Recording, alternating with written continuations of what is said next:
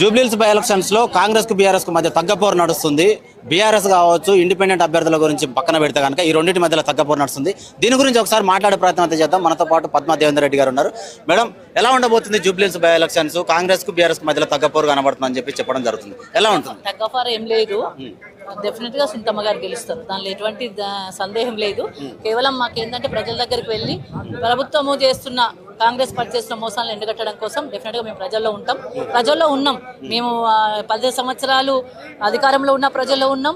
మరి ఓడిపోయినాక కూడా రేవంత్ రెడ్డి చేసే పనులను వ్యతిరేకిస్తూ ఆయన చేసే ఒక్క కార్యక్రమం కూడా బాగాలేదు, ప్రజలకు వ్యతిరేక కార్యక్రమాలు నిర్వహిస్తున్నాడు కాబట్టి ప్రజల్లో ఉన్నాం కాబట్టి డెఫినెట్గా ప్రజలు మంచి తీర్పిస్తారు. గతంలో కూడా ఇక్కడ హైదరాబాద్ నగరంలో మొత్తం సీట్లను కూడా గెలిపించి కేసీఆర్ గారు కానుకగా ఇచ్చిండ్రు. ఇప్పుడు కూడా అదే రిపీట్ అయితే తప్ప కొత్తగా ఏం లేదు. డెఫినెట్గా సునీతమ్మ మంచి మెజార్టీతో గెలుస్తారు. మెయిన్ ఏంటంటే మాకు ఒకటి, వాళ్ళు తెలంగాణ ప్రజలు మోసం చేస్తుంది కాంగ్రెస్ పార్టీ. అధికారంలోకి వచ్చే ముందు ఒక మాట, అధికారంలోకి వచ్చినాక ఒక మాట. 6 గ్యారంటీలు ఇస్తా అని చెప్పేసి డిసెంబర్ 9న రాగానే 6 గ్యారంటీలు అమలు చేస్తాను, ఒక గ్యారంటీ కార్డు కొట్టించి ఆ గ్యారంటీ కార్డు ఇంటింటికి వంచి, ఒక వస్తువు కొంటే గ్యారంటీ అయిపోయిన తర్వాత ఏం చేస్తామంటే రిప్లేస్ చేస్తాం. అందుకని ఇప్పుడు గ్యారంటీ ఆయన ఇచ్చే టైం అయిపోయింది, ఆయన రిప్లేస్ చేస్తాం అంతే తప్ప ప్రజలు రిప్లేస్ చేయడానికి సిద్ధంగా ఉన్నారు. గ్యారంటీలు ఇచ్చిన వాడు 22 నెలల నుండి అది అమలు కాలేదు. 44,000 రూపాయలు మా పెన్షన్దారులకు బాకీ ఉన్నాడు.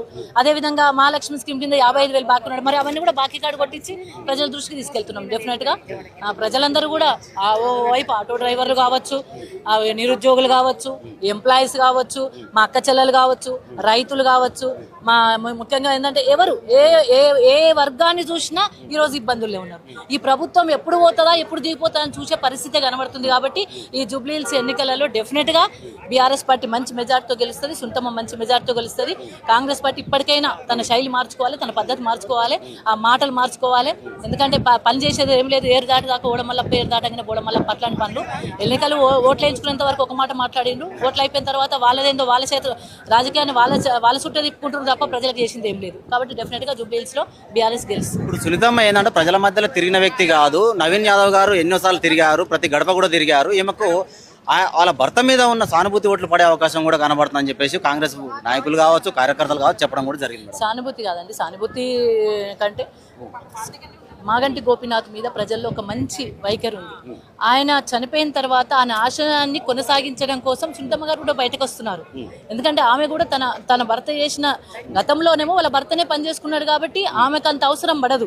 కానీ ఇప్పుడేంది, భర్త ఆశయాన్ని కొనసాగించాలి, మా భర్త చేసిన పనులు సగంలో ఆగిపోకూడదు, ప్రజల్లో నేను కూడా ఉండాలి, మా భర్త పేరుతో ఉండాలి అనే విధంగా ఆమె బయటకు వస్తుంది. డెఫినెట్గా ఆమెకు మంచి సానుభూతి ఉంది. అంతేకాకుండా మంచి అంటే గెలుపొందే అవకాశాలు ఎక్కువ ఉన్నాయి. ఎందుకంటే ఆమె మాగంటి చేసిన, గోపీనాథ్ చేసిన మంచి పనులు ఆమెను గెలిపిస్తారు. ఇప్పుడు ఆమె వచ్చిన తర్వాత కూడా నిధులు విడుదల చేసే విషయంలో తమ నియోజక ప్రజలు ఎవరైతే గెలిపించుకుంటారో వాళ్ళకి ఏదైనా అభివృద్ధి కోసం ఏదైనా చేయాలన్నా కూడా పైన కాంగ్రెస్ గవర్నమెంట్ ఉంది, రేవంత్ రెడ్డి గారు నిధులు విడుదల చేసే విషయంలో ఏమైనా జాప్యం చేయారంటారా? తెలంగాణ రాష్ట్రంలో ఒక నిధి లేదు, ఒక పైస లేదు. ఎమ్మెల్యేలు వాళ్ళ మంత్రులు ఉన్న దగ్గరనే చక్కగా అయితే లేవు, వాళ్ళ ఎమ్మెల్యేల దగ్గర కూడా నిధులు లేవు.